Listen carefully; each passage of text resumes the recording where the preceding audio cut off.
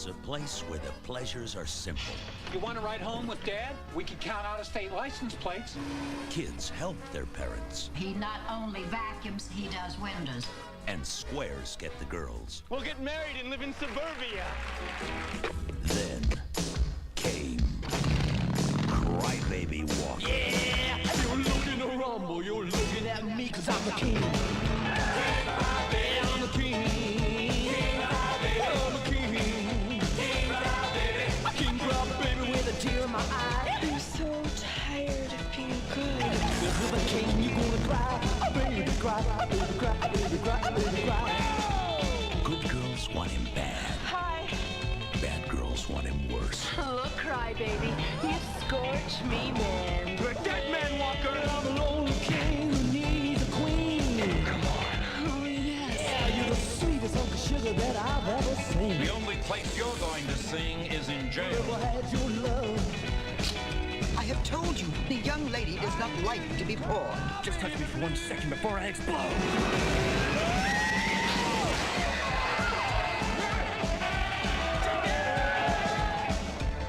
He's not just antisocial. Get on!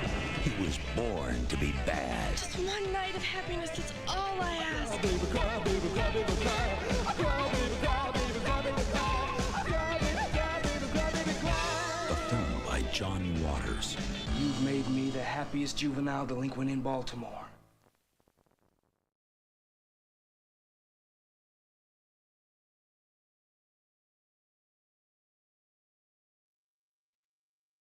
Let's go.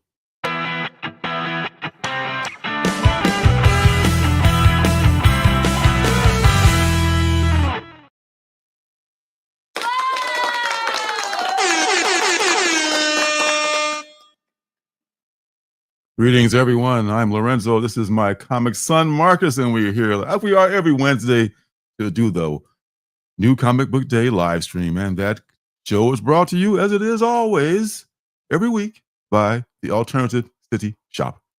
I not only love reading indie comics, but I've self-published several indie comics of my own. You can find them on my Alternative City Shop, which has a link below this video. There, you'll find, along with my comics, t-shirts, stickers, and now you can pick up digital comics, including Ninja Bunny Assassin #1 and #2, which are both out of print. You find pins and magnets that are called CBOs, or comic book originals, which are buttons, magnets, and pocket mirrors that I make from superhero comic books. That's right. How are you, son? I am doing well. How about yourself? Fair to middling, I guess.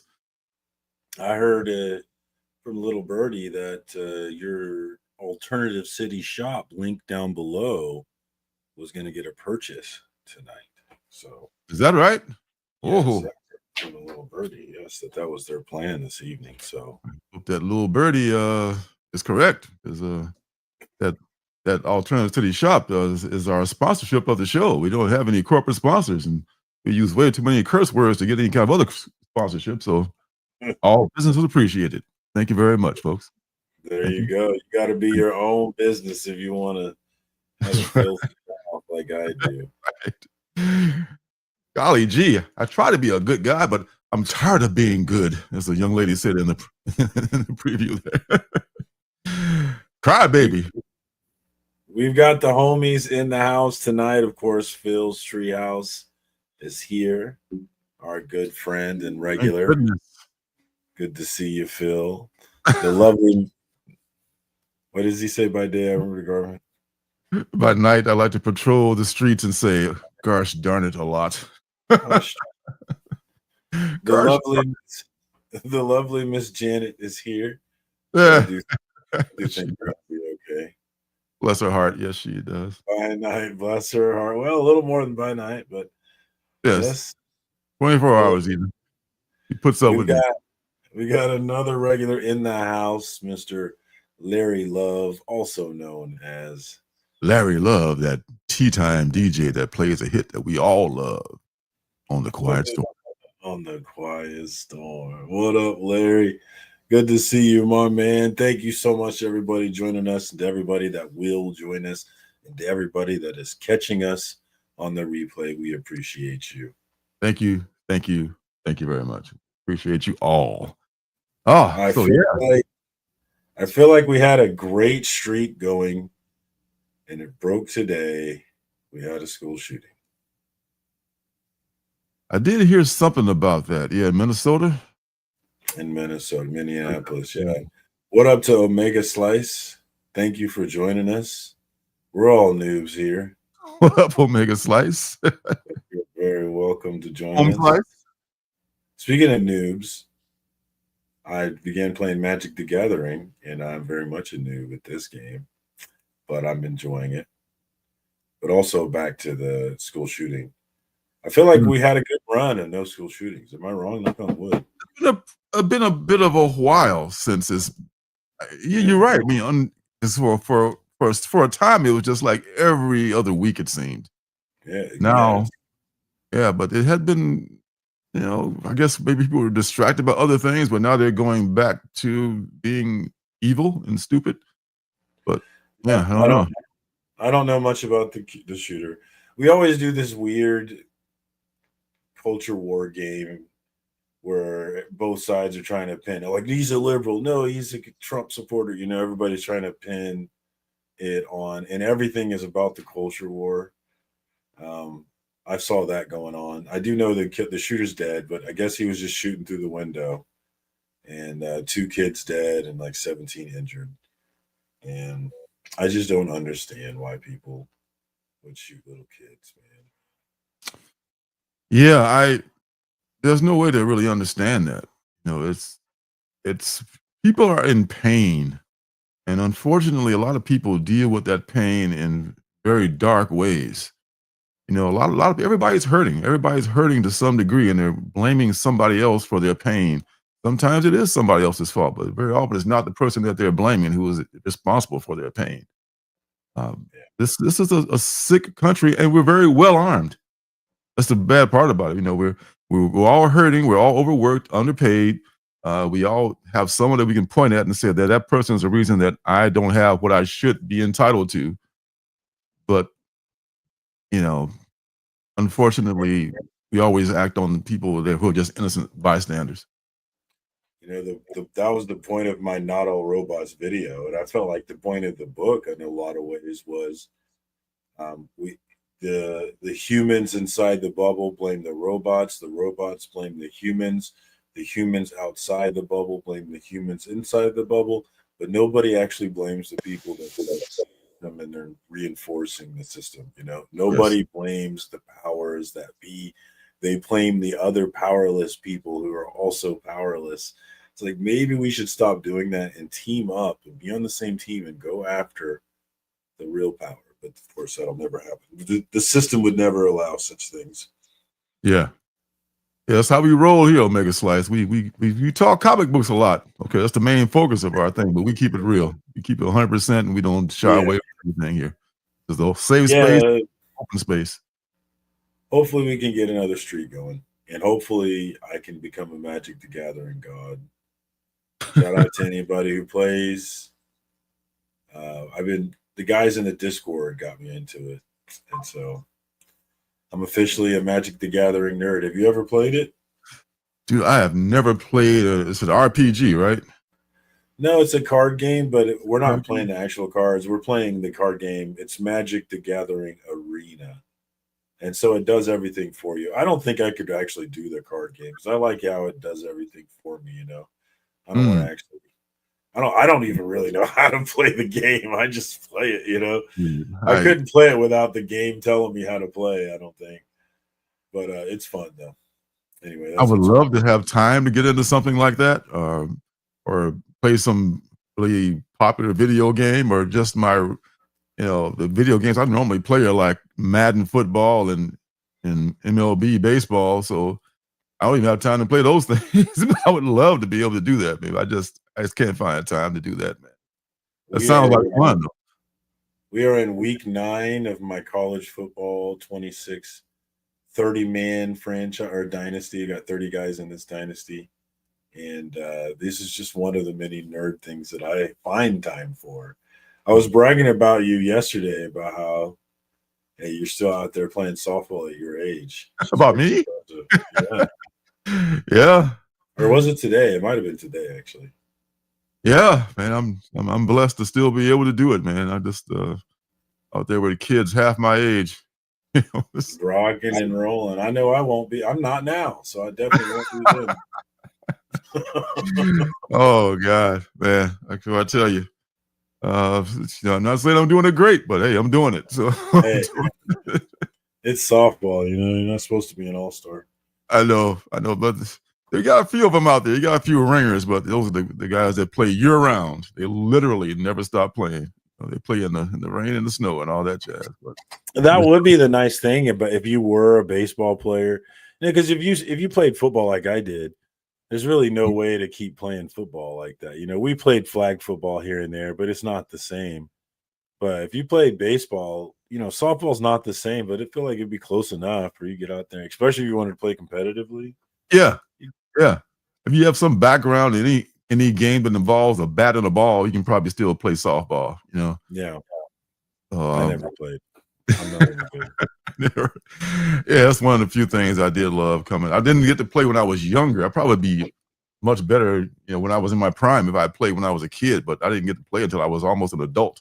So I didn't get to learn the fundamentals and all that stuff. So maybe some of that wear and tear I didn't get on my body as a kid is let me stretch that out into the later years. Could be. Yeah, we got a few more sneaking in here. We got Canadian Survivalist. What up, homie? Hey there. Satan's army is strong. That's what they say. That's what my friend, the great legend, he's always talking to me about these things. Not the great legend. We got Space Case in the house, one of the regulars. Good to see you, homie. Hey there, Appreciate you coming through as always. We have Perry Gaming, who was one of the people who got me started on this. He is bragging because he just crushed me about 3 games in a row. Magic Master in Magic the Gathering. But I will have you know that my first 3 games against him, I went 2-1, and I was the noob, and he was the noob. And he was the master, and he got crushed. But then I think he has me figured out now. I didn't go well there lately, but we'll get back. As a good man once said, the comeback will be greater than the fallback. That was like wasn't that the CGC guy or the guy the other freaking guy during the pandemic or something like that? I remember something to that effect. I think a lot of people have paraphrased that very same thing. I'm not sure. I could be wrong. That's probably where he got it from. It probably is. It's been passed down from person to person. Speaking of, how do you send a blank message? How did he do that? Not easy. Oh, it looks blank. Looks on StreamYard. I can see the Hulk faces. Maybe that's what it looks like on. See, I don't have I don't have my other screen up like you got the double screens. I can't see it on StreamYard either. That's weird. Really? That is weird. I can see it on StreamYard. I guess I don't have the emoji installed or something. That's crazy. That's that you would have it installed and I don't. Yeah, that would be crazy. Yeah, because I didn't even install it. I sure don't. Where'd that come from? What is happening? Yeah, before we get away from the sports thing, even though it's only preseason, I have to say there was a pretty nice comeback the Bears gave to the Chiefs. Even though number 15 was on the sidelines and their number 1 offense was definitely on the sidelines with him, but it's a nice Nobody thing. cares. What was that? Nobody cares. oh, I can tell you a whole sea of several million that care, my friend. My friend, several million people care about the Bears. Every time they play, people care about it. We're talking about preseason? We're talking about preseason? Come on, AI. We ain't talking about regular season. We talking about preseason. Well, it was a warm-up. It's gonna get real here real soon. I'm excited. Thursday night. Who do you have? I actually am thinking about betting on the Cowboys. Is it this Thursday? Like tomorrow? No, next Thursday. Okay. Thank you. Oh, I'm not ready yet. I'm thinking about betting on the Cowboys to beat the Eagles to open the season. That sounds like something that would probably happen. Doesn't it? NFL is so unpredictable sometimes. Yeah. I think they're gonna win. We'll see though. Yeah. I'm excited to have it back. It's so exciting because we got college football back. It was really nice having college football back last week. We had K-State play and they lost, unfortunately. KU played and won. And we got more games tonight or tomorrow night. So I love it, dude. It's about to be sweatshirt weather. I realized that fall is my favorite time of the year, man. It really is. It's the best time of the year. It is the most wonderful time of the year. Says Andy Williams. Yes. That's a deep thought there from Phil, man. Yeah. Yeah. Oh wow. Now that you blowing my mind now, Phil. Yeah. What's up, Mike? Mike the spoon is not real. That's my answer. Is it Schrodinger's spoon? The spoon is not real. You've heard this quantum mechanics stuff where they're talking like matter does not, or like molecules or protons and photons or whatever, they don't actually form anything unless they're observed. What? Which is much like a video game, you know? Wait a minute. You mean kind of like a bear taking a shit in the woods and nobody sees it, then it doesn't exist? And in fact, yes. And in quantum physics is arguing that, in fact, does not exist if no one observes it, which doesn't quite make sense to me. Doesn't make sense. But that's what they're saying quantum physics suggests. It's about to be a whole new world. Am I frozen? I look frozen. I still hear you talking, but your image looks a little frozen. So it's not just me. It's not just me freaking out here. Yeah. Now you're moving. Are you moving now? Move your head. Hold on. I think my whole PC is frozen here. Oh. Yeah, that camera was acting kind of wonky. I mean, your sound was good, but your camera was a little wonky on the start. But you sound good though. That's associated. Well, now you're back. Now you're back in live time, and there we go. Yeah, yes. My PC froze on me there. I don't know what was going on. Oh, all right, I'm here. I'm sorry if I look wonky, but this is the best I can do. I probably should have shaved. You're looking great. My mouse is acting up. You know what is about mice that I get now? It's just crazy. I don't know what's going on with that. Anyway, I was having problems with my mouse, and I realized that I needed to clean it. Desperately needed to clean it. This is a brand new mouse, actually. A pretty fancy mouse, or as mice go. Not as nice as my wife's mouse, which is like a $50 mouse, but that's another story. But the whole world, the whole universe, in fact, is Schrodinger's cat. Oh, I'm still having a hard time grasping the concept of Schrodinger's cat, but I'm working on it. It's like, I get lost no matter how hard I try. When you start talking about molecules and photons and stuff, like I can't. Atoms. When you start talking about the matter at the molecular level, I can't fathom it. It just, my brain doesn't work. This is all theoretical, right?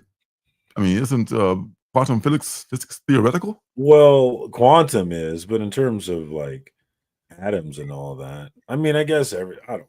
Actually, someone in the chat answer his question. I always hated science class. I wish I didn't, but I did. I can see it. I can see his Hulk laugh now. That's weird. Huh. Oh, it's probably my PC acting up. I don't know, something's going on with my PC, I think. Ruh-roh. Man, you got to get a new one. We got Mike DeBradley in the house. Good to see you, my man. Appreciate you stopping by. Forge here as well. Forge, what's happening? And of course, the man, the myth. Oh, the legend. We don't always get him, and when we do get him, it's a celebration. A celebration. Don't do it, man. Not with that money. Good to see you, Willie. Thank you for joining us. Makes this holiday even more better having you here, my friend. This holiday if I reboot now, Janet, I won't be back till middle of the show. Towards the end. I promise it'll take a while. Do you have like one of those computers that you built yourself, or is it like one of these fancy? No. It's really my wife's laptop, and but it's all we got. So I started using it to do this. It works well enough, but sometimes it stops working, I guess. Oh man, Talk to me, Chad. Do I need to reboot? Is it worth it? Is it that bad? I don't think it's that bad. I mean, we can struggle by something. If it goes out again, I don't think it will though. I mean, just it froze one time. So remember when I was using my old computer with Ecamm and it froze all the time, and we were all like, like watching an old black and white silent movie or something. Yeah, man, we love you too, bro. Love you too. Good to see you. Man, now we can talk about more important things like the Cracker Barrel debate. Like thank God they're there. Oh my goodness. The I was so confused because the first thing I saw was some politician posting about it really angrily, and I'm like, I'm so confused to the level that people feel like people are at a 10 on a corporate logo. I don't understand. You know what? It's not the first time they changed it. The original Cracker Barrel logo was very much like the one they just went back to. But people are always trying to find something with to argue about or to fight about. Oh no, they took the old white dude and the Cracker Barrel off of it. Well, it's one thing. It's one thing to feel strongly about it because I do think it is a downgrade, right? I do think the new one is not as good as the old one, but I don't understand why it has to be part of the culture war. Like, it's personal. How does some corporate redesign that they always do turn into some part of the culture war? I don't understand. Like, I don't. Oh well, deleting. Yeah, that's too much. Oh no, there ain't no such thing as a hash brown casserole, is it? Is that a real thing, Willie? Are you just shitting with me? Is there really a hash brown casserole? Oh my God, it sounds good to me. Sounds good as fuck, but goddamn, man, it's walk out of there like in a coma. Hash brown casserole, my God, that is so true. Like, I used to be able to eat whatever I wanted, and those days are long gone. I can't tell me about it, especially potato casserole. But it does sound good though. I would have a small sample of that, please, of the hash brown casserole. When we were going through making the trip out here, we passed through South Dakota, and we were looking for breakfast that morning. I think we parked the Cracker Barrel parking lot and said, baby, maybe you should go in there and get the breakfast from Cracker Barrel. You might do a little better. So she went in and got breakfast, and I stayed out in the car with the animals and stuff and waited. It was a pretty decent breakfast. It was just like, ham, bacon, and eggs and stuff like that. But I did not get to see the interior of the Cracker Barrel. Was that? So I love breakfast food. Oh, breakfast food. Any time of the day or night. No, I was gonna say, wasn't Cracker Barrel like hit with a bunch of racist incidents? But it was Denny's actually. Denny's was the one that was being racist to other people. Back in the day, which my little brother's dad, my half brother's dad, worked at Denny's for years. Mm-hmm. So I don't know. They weren't racist against him, I guess. It depends on where you go and who you get. Being probably a low-paying job, you probably get some people who are just, angry. One of the first, they working at this fucking place, you're not making any tips, and somebody else come in, they don't like they got to get in for them, So it could have happened almost anywhere. Times are changing. And sometimes the fact that white folks are going to be the minority explains all of our politics right now. Yeah, that's gonna be a minute though, before that happens. And even if you are, so what? Not that long. It's not that long. Not that long, but still, just they gonna all gang up and get you. All those minorities are gonna come and get you. Nope, they're not gonna. No. If somebody comes to get you, it's probably gonna be your family member or your cousin Clem or just your neighbor from down the road who's kind of sketchy. Those are the people that do all the shit to people right there. It's not some group of immigrants coming from outside the country. You're gonna come and get you. Ain't nobody gonna come and get you, man. They don't want your job. They don't want you. They working in jobs that you don't want. So just one of those fears of being stoked by the people that's trying to divide us. And meanwhile, we make them sick. We don't give them health care. We don't pay them well, and we give them lots of guns to make them a lot of available guns to them, so they can just take it out on whoever. But That's another story for another day. All right, enough sunshine. Let's get to the books. Sunshine on my shoulders makes me happy. Yes, sirree. Nice segue there, baby. I got a lot of stuff. I didn't think I was going to be getting a lot of stuff, but stuff came from mycomicshop.com. Went to both shops. We've been here before. Yeah, I know. Unfortunately, I said, I got my comic shop order. It was like about this big. Oh, great. Then I went to like Danger Room. Oh, gee, I got about 7 books. And I went to Gabby's where I haven't been in a few weeks. Oh, got about 6 books. So like, damn. Now I got all these damn books. Well, to be fair, I hadn't been to Gabby's in a long time, so that's a thing. And the my comic shop stuff comes every 2 weeks, so I only get like an order every 2 weeks. So try to keep the stuff down, but when I get multiple copies of the same book, that's what happens. So I get like A cover, B cover, shiny cover, shit like that. Speaking of shiny covers, here is the book that Phil was asking about, the Kryptonite Spectrum, which is by the Ice Cream Man team of J. Maxwell Prince and Martin Morazzo. And this is who's this cover now? This is Wes Craig. Wes Craig can barely contain himself because he's like drawing Superman, and he's like, I can't believe I'm drawing freaking Superman on a DC cover. My little indie self. God bless you, Wes Craig. Got you right here, bro. Phil, you got popped from Phil. What I got from Phil? He popped for that book. The interior. Yes, you were asking about that. And that's going to be part of the What's Good thing. Part of the What's Good thing. I can talk later on too. Cul-de-sac was also a penultimate book from Bad Idea. This is this shiny cover. So I get so many covers, so many books. I get the shiny cover, I get the regular cover, and I get the other cover that I like. That's crazy, man. That's crazy. But I reorganized all my books and I separated all the Bad Idea books. Why'd you do that? Just to have them all together. Instead of having them alphabetical, I put them together. Are you a book segregationist? Yes, very much. Segregation now, segregation tomorrow, segregation forever. The late great George Wallace. Sicko Tron, we've been missing you all day. Sicko, we've been playing Magic. Oh, in the house. What's up, Sicko to train me on how to beat Perry. All right. Yes, non-mainstream. Yes, I know, man. With Chris Craig, like non-mainstream smiling Superman. That's so cool. And Hooked on Juno. It's been a minute. What's up, my friend? What up, Juno?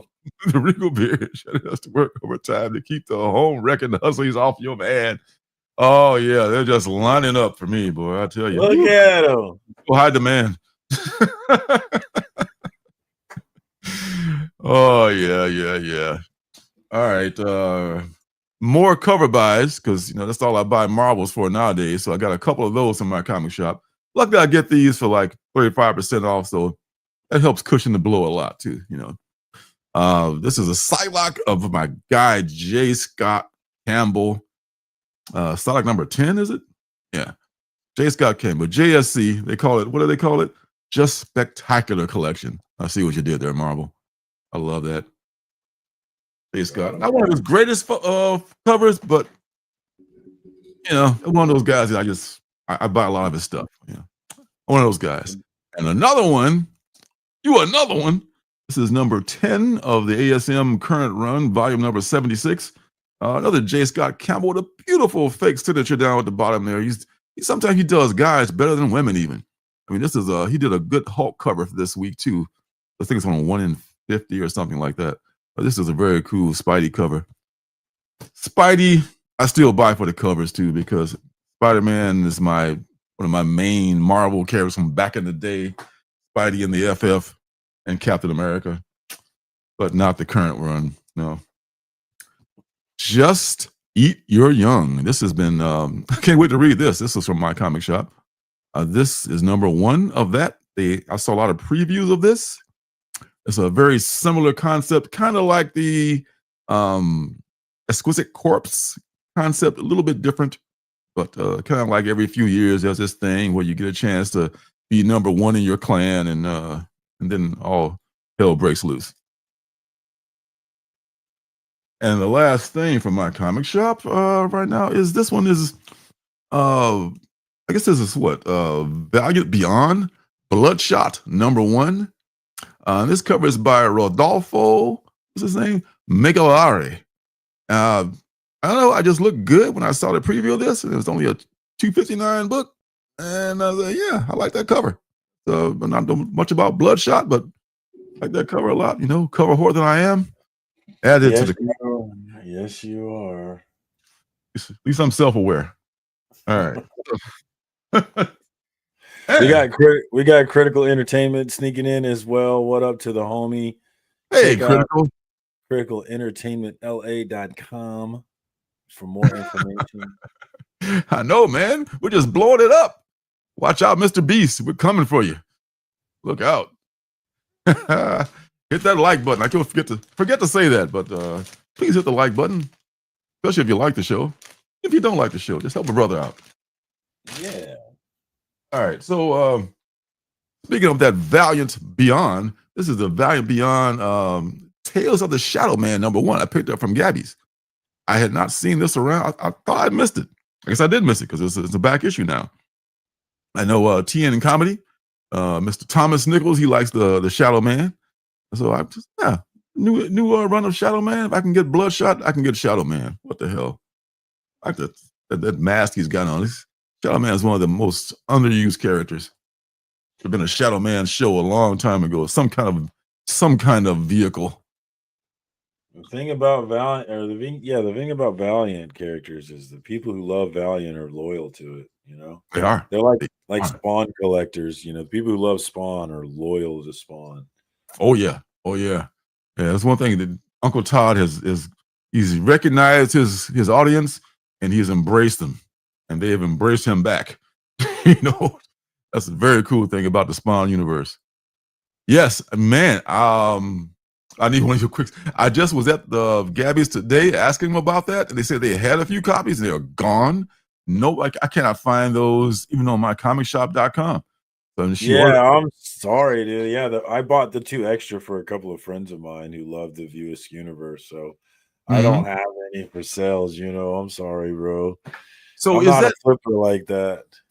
So is that under Quick Stop or is it under Chasing Amy? Because I cannot find it for shit. It's under Quick Stop. It just has the Chasing Amy cover. Okay. Because it's been so long since I've seen Chasing Amy, I don't even remember what the comic book from the movie looked like. So you're saying that's the reproduction of the comic book from the movie? Is that the story? I haven't read it, so I don't know what the story is. But have you seen the movie? Yes, I love the movie. The movie, honestly, there's 2 movies. I think I've talked about this before, but there's 2 movies that really defined how I saw love, and that was Eddie Murphy's Boomerang and Kevin Smith's Chasing Amy. Like, those were my 2 movies about love and relationships that really stuck with me and defined what it meant and what it was for me, really. Yeah, but this is allegedly there was a comic book in the movie. I guess that the character was writing or drawing, and this is a reproduction of that. Oh, okay, yeah. Yeah, he wrote one about Amy. So it's been so long since I've seen the movie. I couldn't remember. Like, is that it? I guess it's a reproduction. That's why it's going so crazy. Like Juno's saying, and there's no getting them up here. Ain't no getting them down here either. You know, maybe like a big city somewhere. Maybe Chicago, New York, or L.A. or somewhere. It was like lots and lots. Maybe Portland has a bunch of comic shops. Maybe they be able to find one for you. It's Quick Stops 3 is what the title is. What's up, Brian? But it's Quick Stops 3 #1. So it's not the 3rd issue. It's the #1 issue. It's just called Quick Stop. That's not confusing at all. Quick Stop 3 #1 with nothing on the cover except Chasing Amy. No wonder it's so goddamn hard to find. I didn't realize. I guess I should have, but is there buzz about that book? Am I going to see that book on a list? It might be. I mean, it seems like it's going to get a low print run because Allison at the shop was trying to order me one today, and she said, "Oh, it's back ordered. I'll put it in a back order for you." So Or if you get one, get 3 of them for me. The two extras I got were for people that they don't collect comic books. They're just Chasing Amy fans. So that's what I'm saying. So it's going to cross over. It's going to cross over. Like the Sister Imperator. Those people don't read comics. But a lot of people bought that. It is a cool cover, though. It is. I'm glad my shop hooks me up. I didn't realize that other people were also, which is duh. Like, of course, other people were going to love it like I loved it. But yeah, me too, man. It's been so long since I've seen it. I remember the concept of it, that he was like just longing for this girl. And I remember there was a moment where like Silent Bob broke his silence and made this like, this. Yeah, this what a great poignant monologue. This speech that really meant a lot to me. It really did. Yeah, so like, whoa, that was profound. And Kevin made sure he was the one to deliver that speech too. Like, when you're the director, you can do that. Okay, right on. Yeah, so I'm gonna see if I can find that some way, somehow, by hook and or crook. Until then, keep an eye out. This is the second printing of that Fantastic Four First Steps that was on the countdown. It looks just like the first printing. I guess there's probably some minor detail that's different. But I missed the first printing, so I just picked this one up. So I did like that movie a lot. The more I think about it, more I like it. What up, Mojo? I thought it was kind of, I liked it too, but it was a really super duper simple movie. Like there wasn't a lot. I guess not a lot to it, really. But it was careful. But I understand why they were careful, because they fucked up the FF movies so many times in the past. And even the first one that you didn't see with Jessica Alba, that one was okay, just because Chris Evans was in there as the Torch, just because it was the first time the FF had ever been in a real movie. Because the one with Roger Corman had been just bought and destroyed. They want to destroy the franchise. They thought it was just so bad, and it probably was. So they had to be careful, and they did it just perfectly. I think it was not blow your socks off, but definitely a fun movie to watch. And there was a little thing at the end where I was concerned about something that might happen, but to me, just to introduce Franklin and the little cameo at the end and the end credits and stuff like that, I thought it was good. Yeah. I mean, I'm very pleased. Hopefully this is just the beginning of a fun and exciting ride. I hope so. I'm just glad all of them were good. I mean, the Superman and FF were not bad movies. Archie is queen to King Jughead's world. Archie is a sister. Fuck that. Archie is all about. That's a quote from Chasing Amy when they're arguing. See, I don't remember that. That's awesome. If you remember that. And that they actually end up together. If you watch Jay and Silent Bob, they actually have a couple of throwbacks. Like Amy comes out along with the one chick from Mallrats, and then those two, I forget their names, but Jason Lee's character and then the black guy, they come out and they're actually together now. They're a couple after having that argument about whether or not Archie and Jughead were gay. It was such a great callback. I loved it so much. I'm a View Askew-universe guy, though. Oh man, that's a meta thing, huh? That is so meta. Yeah, I immediately knew what he was doing there as soon as I saw it. See, I'm glad you did. Now it's jogging the cobwebs in my mind and think like, oh yeah, that did happen. Wow. Compared to Thunderbolts, I'm so glad. Yeah, Thunderbolts didn't really have a plot, but once again, it was enjoyable. I was glad that Thunderbolts didn't suck. I enjoyed the rapport between the team that didn't really get along. I enjoy anything that Julie Louis-Dreyfus is in, especially when she's playing Val, the Contessa, D. Fontaine. Don't forget about the D. Don't get it twisted. So it was a fun. I liked all of them. I forgot about Thunderbolts. It was good too, but I liked FF more because I liked the Thing and all that jazz. And it was a period piece, and that just blew my mind. That like, you guys did it right for a change. Thank God. Or did a lot of the artwork for those movies, and he makes a cameo. Oh, really? I didn't know that. Mike Allred, yeah. I don't think I knew that. Is it at the beginning when they're doing the inkers and like they're making fun of him, saying he's just an inker? I don't know, man. Yeah, me too. I'd never even seen Mike Allred until I saw him at last year's Rose City Comic Con. I never seen him I wouldn't have known him if I ran into him in the street. The homies are coming out the woodwork tonight. We got Cods's in as well. Vivian. Well, it was all just at the time, just a thing to get it out there. And okay, guess what? We're not the Thunderbolts, but we're the New Avengers, which was kind of the biggest non-kept secret once the first week of the movie got out. Everybody, I still haven't seen that. It's on Disney Plus, so I need to watch it. Oh, you should definitely watch it. It's definitely worth a watch. For sure, definitely worth a watch. For sure. What's up, Kazig? Oh yeah, They Chose Violence. Another book I've been trying to flag down. I think I might be able to find some of these on my comic shop. This is number 3 of They Chose Violence. Wasn't it? God, it wasn't. I could be wrong. It might have been. Was it Larry Love or maybe someone else who was telling me about that? But he mentioned it in the chat.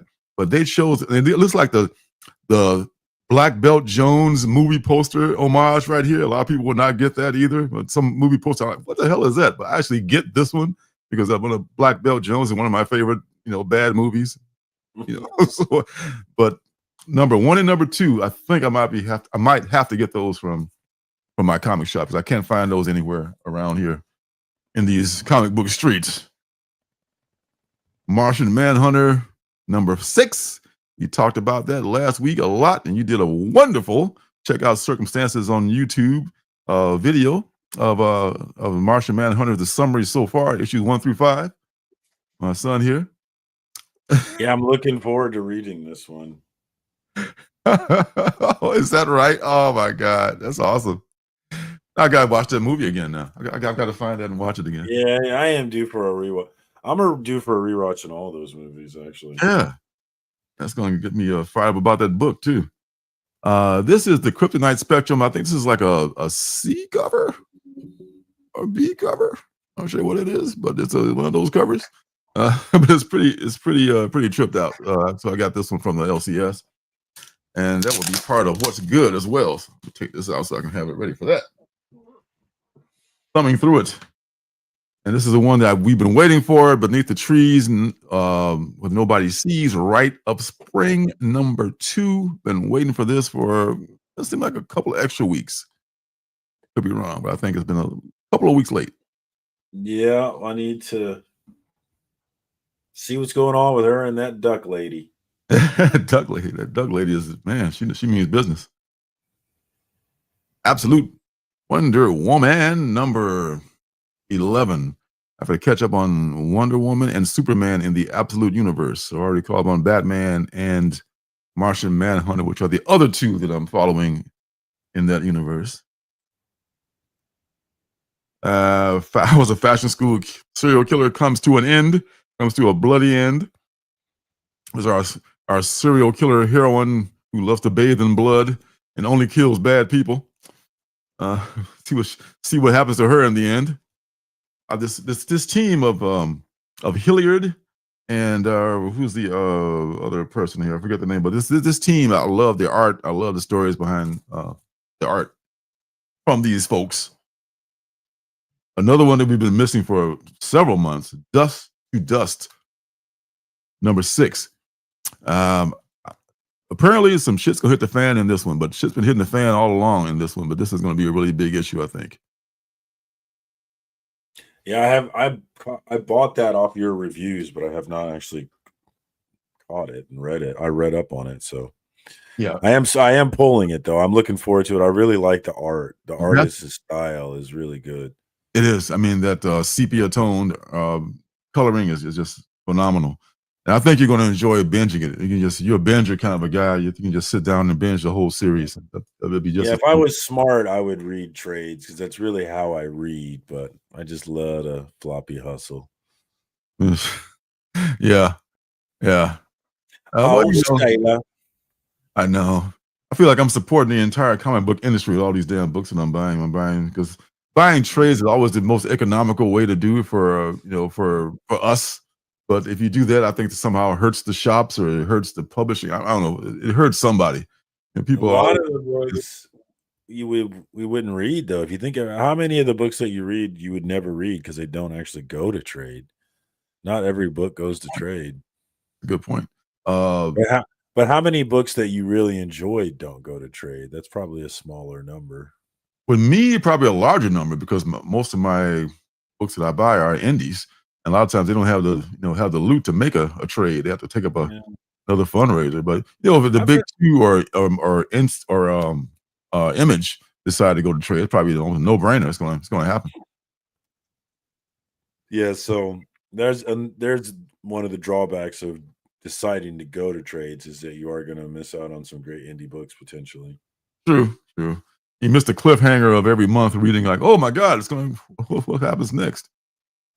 The Power Fantasy number 11. This has been amazing. This is an ongoing series about this world-destroying powers of superheroes, quote unquote. They don't call them that in this universe, but they're just like they call them extinction level beings or something like that. Very cool world.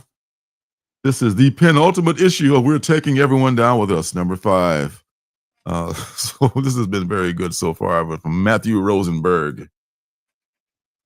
Good stuff from here. I love this sense of humor. This girl with her father is like this scientist, and he's always been kind of distant, but he created these robots to take care of her, and now she's on the run with the robots. Hey there, Damien. What's happening, my friend? Good to see you. Thinking about going down to Portland for the Rose City Con, but turns out nobody I know is going, so neither am I. No sense in paying $75 to get in for one day and like, hey, great, I'm in. Nobody I know is here. I'd rather just go to the Frankenstein swap meet, which is happening on October 18th in Portland. At I forget the name of the mall that's happening at, but that's more of a cool show. So I'm probably going to head down there for that one day. Either do a one-day turnaround thing, or maybe if I have to, maybe spend one night there and come back the next day. But probably just a one-day turnaround at the very least to see my homies down there and go to this very cool show, which is like super cheap to get into. You don't have to pay $75 to get in. We got to take the comic book show back, man. It's been too corporatized. It's been like you used to go to shows like, spend maybe $15-$20 to get in, have a great time. We sell books, people set up there, great time. Now the corporates got involved. You're bringing all the celebrities. They're bringing all this shit. They're charging you $100. They're giving you VIP passes. They're just gatekeeping everything now. We got to take the comic shows back and start going to smaller shows and start setting up smaller shows. And that's just it, man. I'm going to get started. Don't let me get started. We've been blessed. We have a nice local scene around here. That's good. That's good. I mean, buying trade books of single comics is expensive. Yeah, I mean, that is an option. That is probably the better option if you want to wait. If you unless you, like you said, sometimes they don't. A smaller publisher might not get a chance to do a trade, and the books are like a low print runs. Now they're hard to find too, so you might miss out on the whole story. But that's a gamble many folks are willing to take. This to save some money, and I can totally relate to it. That's what I'm talking about, Phil. It used to be the IndieCon. I get the impression it's not the case. Sadly, it's not the case anymore. I mean, I went to the one like after COVID.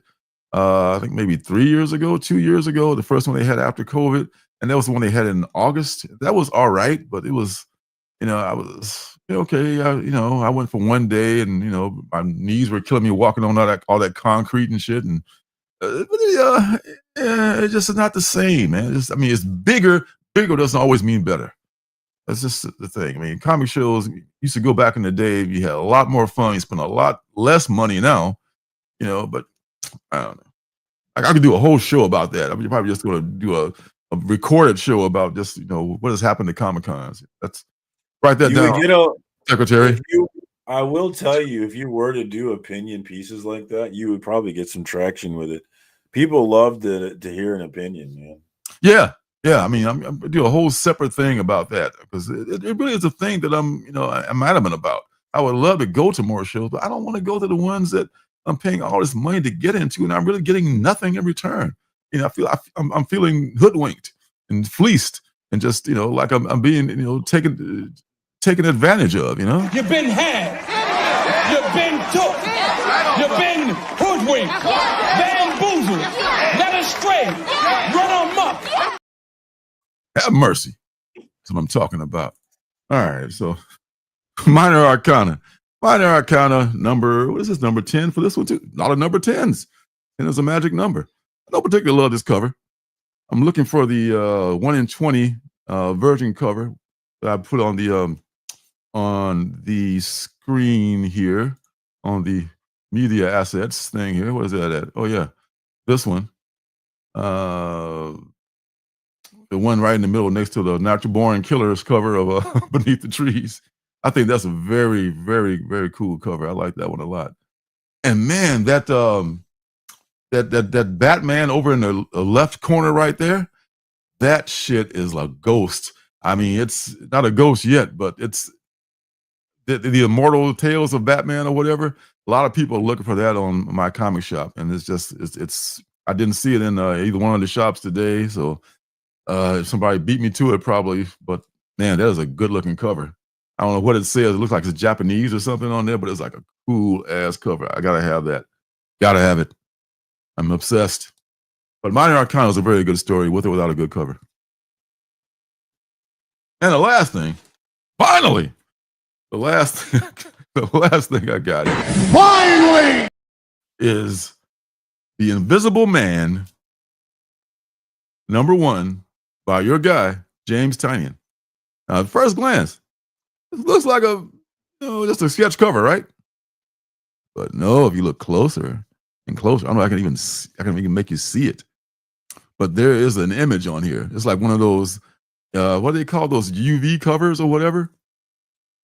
It is. Yeah. There's an image on here of the Invisible Man, and there's a trade dress on here too. This is a 1 per store variant. So I got this one.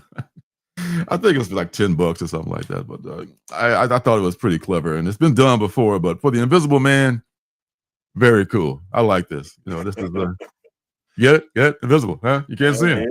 I get it. That's nuts. Say no more. All right. Was that there? Mojo, my LCS put that Batman in my pool. Hey, ooh, really? Ooh, good looking out. Good looking out. Oh, well, there's that. So, I miss Tifa. Yeah. Skypoint. Oh, no. Don't remind me. Skypoint Tifa. Yeah, I know. You know, Third Eye Comics is pretty good too. They don't give the same discounts, and they sell out pretty quickly. I noticed a lot of their like incentive books, or ratio books are sold out. The 1 in 25s and 1 in 50s, the 1 in 100s are sold out when I'm doing my my FOC. Like, damn, they already bought them at ratio price. Damn, there's a lot of people got some disposable income in this hobby. Damn, you just bought that shit for $100. Damn. You didn't wait to try to get it on sale or anything. You just like, nope, gotta have it. $100. Must be nice. Must be nice, y'all. If you're rolling like that, was this not liking these other comic shops online? Yeah, not a lot of good ones, I guess. Not a lot. What's up, Biggie Shaq? Yo, yo, yo. Biggie. What you know? Oh. Immortal Biggie Shaq. Hello. Hello. Toodaloo. Cheers. All right. So what is good is coming up. You got anything? I can do it. I got stuff for I did it. Guys, if you want to see a review video, go check out the Unchosen review that I did that is completely bombing. And give it a like and share it. That'd be cool. When did you do that? I didn't even know. I did it before. I had already dropped it before the show last week, but it is. Oh shit! If I had known, I would have used that for what's good. I did the. No, you already did Unchosen, so we don't need to do it again. Yeah, for your perspective, you're a much more in-depth guy. I'm like a surface guy. I think the algorithm has told me that it sucks, so I don't know. You guys, go watch it. You tell me if I'm wrong. Fuck the algorithm. I'm gonna shirt with that on it. Fuck the algorithm. There you go. All right, so I'll do have a wizard on panel. Have a wizard, Mr. Wizard the Lizard. Oh no. Got the magic. Got the magic touch. What the ladies tell him, at least. All right, so let's see here with the what's good. You can get that going, and I'll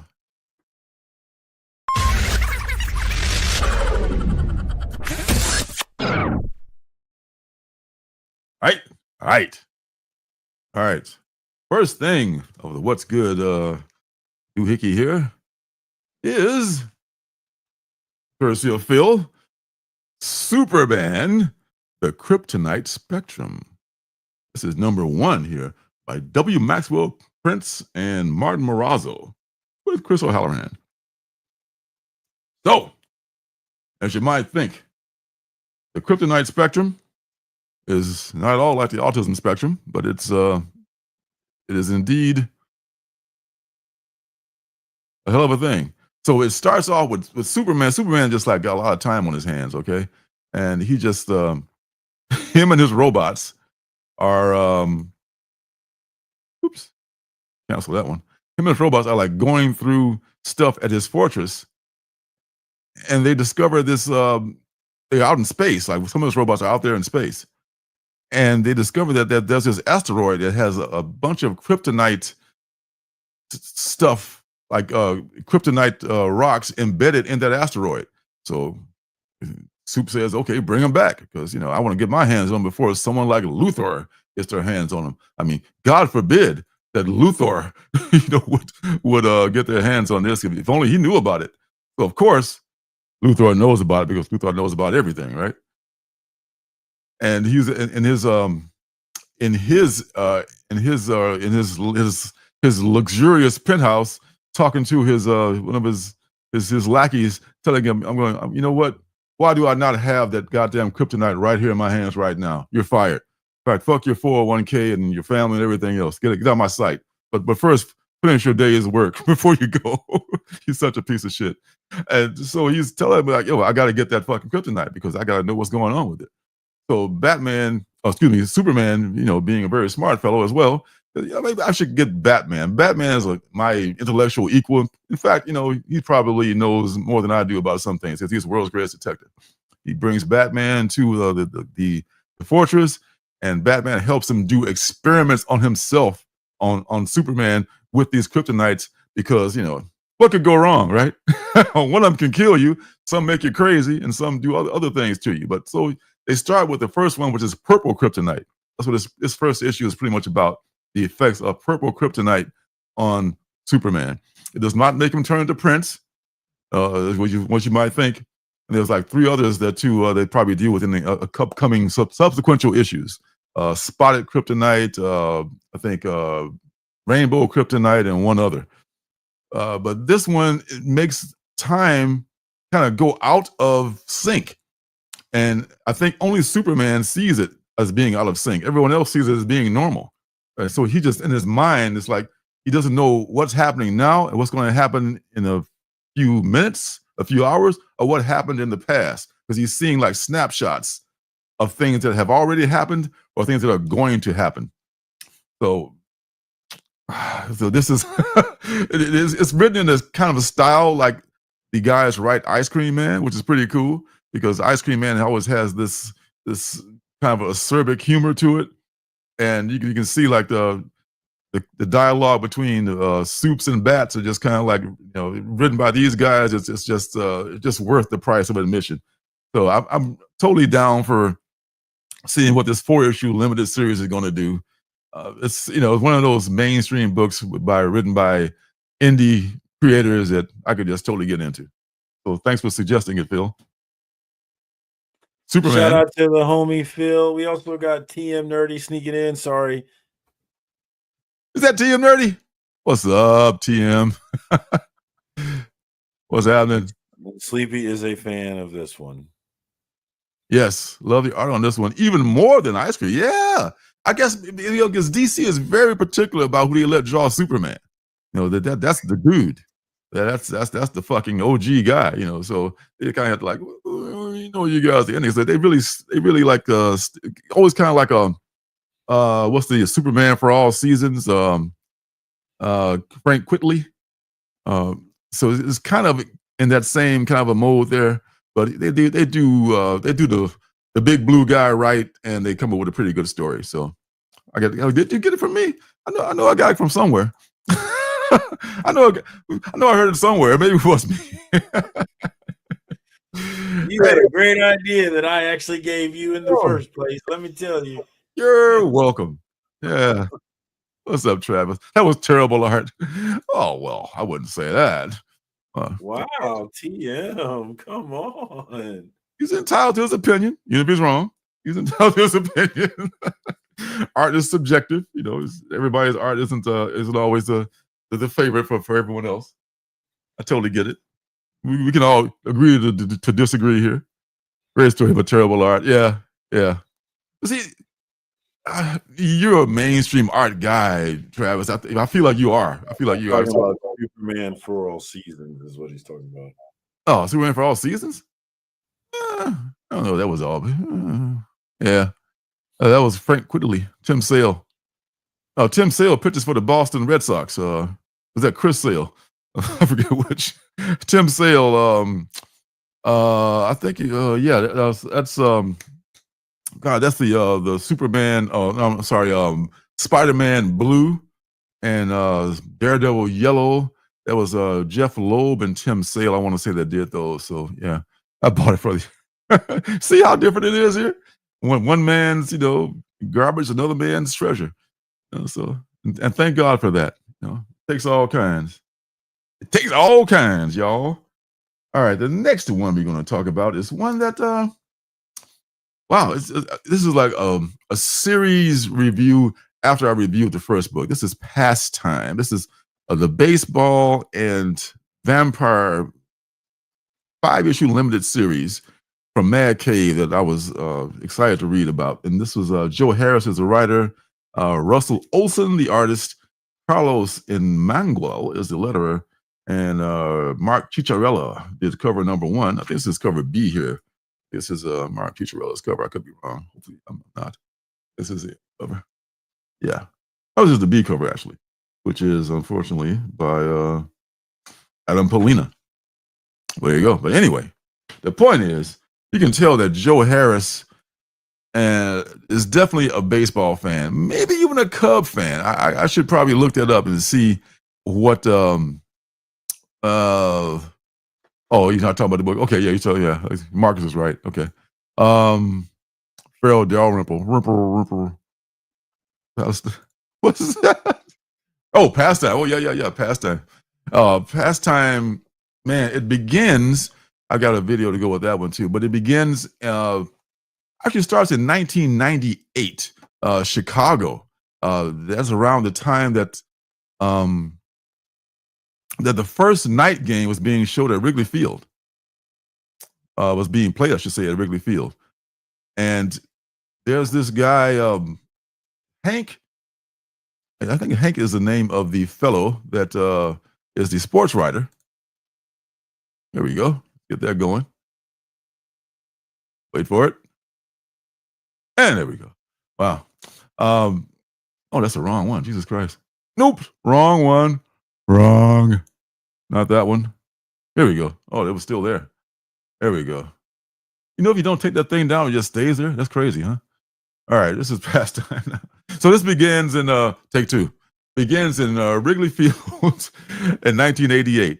I remember that first game was rained out.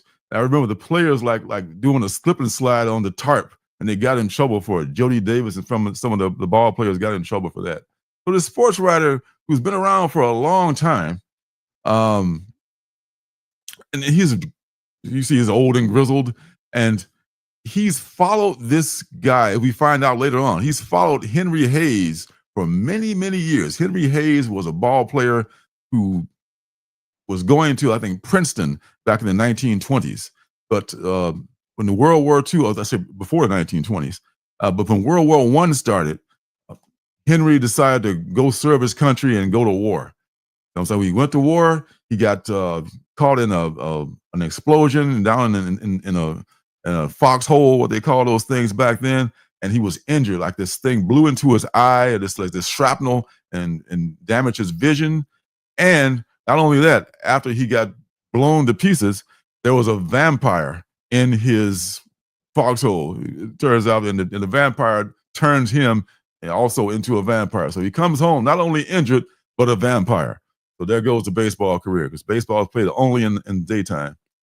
One day, Henry is hanging out in the woods after he's hunting for a kill, and he stumbles upon this barnstorming baseball stadium where lights are being installed. And he's like, wow, what the fuck is happening here? I must find out what's going on here. And he runs into this black groundskeeper. He's not really a groundskeeper. He was formerly a ball player himself, but he lost his vision through some disease or something. He didn't see good enough to play ball anymore, but he could still pitch a little bit. But they let him stay around because he just, he would wrangle the balls, and he would just be like a clubhouse guy. So he runs into Henry, and they become kind of friends. And turns out Henry stumbles upon this kid, which his name is Sonny, this old black guy, and he was getting beat up in an alley, and Henry saves his life. And Sonny, at some point, as you see here, saves Henry's life after this cult of vampire players who had a team called the House of Enoch.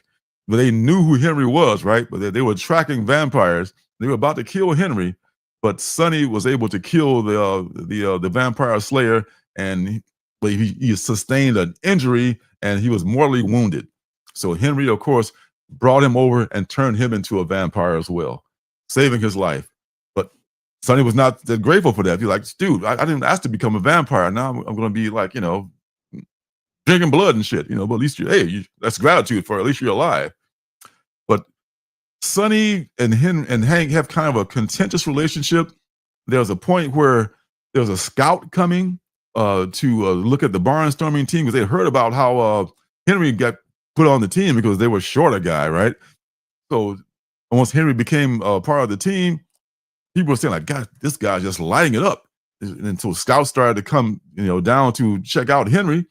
This one scout was on his way down, and Sonny told him, dude, tomorrow when he's in Peoria, it's going to be a day game. He's not going to see you. You wasted your time, trying to do that. But for some reason, Henry intercepts the scout, pretends to be someone else, picks him up, wrecks the car, kills the scout, and just ruins his chance for being. He couldn't have played anyway because it's all day games. But he kills the scout, and there goes that whole thing, so he never makes it. So flash forward, this sports writer follows Henry's career because he knows there's something up with this guy, and he follows him. He said there's always some trail of bodies and things happening around this guy, and he's starting to age. The sports writer is, but Henry is not. Henry stays the same. Henry does not age at all. So this leads us back to 1988 Chicago, where finally the Cubs are going to play the next day in this ball game. And as they're sitting in the bar down the street from the ballpark, he hears that they're announcing over the loudspeaker that now batting for the Chicago Cubs, Henry Hayes. Like, oh shit, he's here. He's playing at night now because they got lights. And there's a thing that happens after that. So it's just such a cool thing that not only is he a baseball fan, but he is this guy's playing for the Cubs too. And it's just a great series, man. I just drinking blood and shit. I mean, they got me drinking blood and shit, man. What the fuck? WTF? Funny thing, I didn't have any today, which is pretty crazy. I don't know, man. Oh man. Yeah, I mean, this is such a great series, man. I didn't expect it to be this good. I'm just really glad that I was able to get this and enjoy it. And I had no idea when I first saw that they were using that one Wrigley Field thing that a lot of us wouldn't know about, unless you're a Cub fan. You don't remember that the first Cub game at Wrigley Field at night got rained out the day before. Who the fuck knows it other than a hardcore Cub fan? So this guy definitely did his research. He put a lot of stuff together. He built the characters of Henry and Sonny and the sports writer whose name escapes me right now, and just made this whole little thing between them just work so well. Man, it's if you love baseball, if you love vampires, one of the two or both, then you cannot miss this. Pastime is something you have to read. Pastime from Mad Cave. Man, there it is. Pick it up. Make it happen. I wonder if it'll get a trade. It might. Mad Cave very often gets trades. He's like, yeah, for real, man. I mean, it is totally made for me. When I saw it, it may have been the penultimate book. I'm not sure. It may have been. I think I probably saw it, and he's a. I mean, he was a made for base. It's like, there you go. It's a home run for Lorenzo. Yes, I love baseball and really dig vampires, and they brought them together. What else is there? All right, last thing is going to be 2 weeks ago's book in the Penultimate Universe, Escape #1. I got such a good trailer for that I'm just going to let that trailer roll. I still got the Escape trailer in here somewhere. It's an awesome trailer. So here's the Escape, and I'll talk about it after that.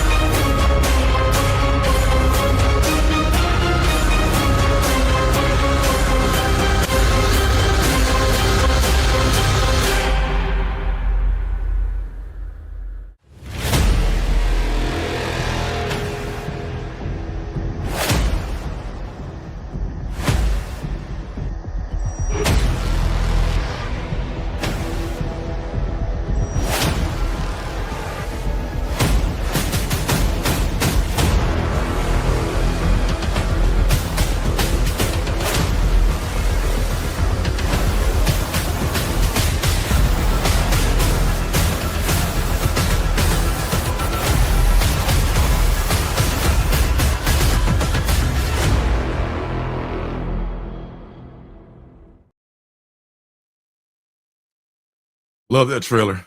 That's awesome. That's a super massive black hole. hey. Oh, yeah. Remember Rick Remender? Yeah, Rick Remender. This Escape, man.